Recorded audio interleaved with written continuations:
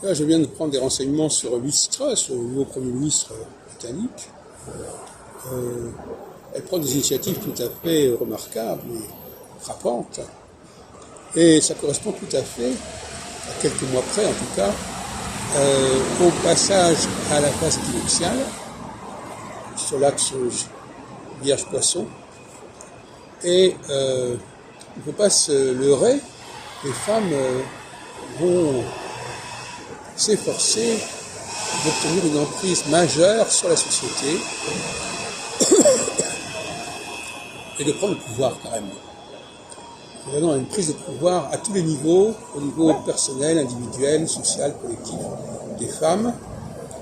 C'est vrai que je disais tout à l'heure dans une autre vidéo que l'astrologie ne pouvait pas faire l'impasse sur la question du masculin et du féminin, et au sens concret du terme, pas en termes de concept masculin et féminin, mais au sens des personnes elles-mêmes, masculines, féminines, hommes ou femmes.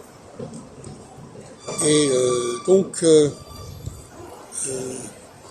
voilà, nous avons déjà, c'est un commencement, nous attendons une période de 7 ans où le pouvoir féminin va l'emporter, mais où évidemment le pouvoir masculin va faiblir. Et on peut penser qu'à ce niveau-là, Poutine est le déclencheur même de ce pouvoir féminin par ses excès, par ses abus, par sa durée. Et par conséquent, il prépare l'arrivée et l'avènement des féminins pour les années à venir, en terminant cette période de 7 ans, qui va démarrer en 2017, par des initiatives qui seront finalement négatives. On voit bien aussi, par exemple, que je viens d'apprendre à la radio que même dans le parti Renaissance, on constitue une cellule concernant les abus des hommes par rapport aux femmes. Donc on est là on va surfer sur le féminin, sur les femmes pendant ce cours d'année.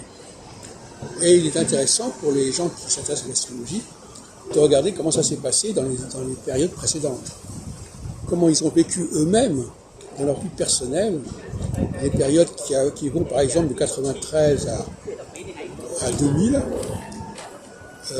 qui ont dû être, pour la plupart d'entre eux, des périodes où les femmes ont pris beaucoup d'initiatives.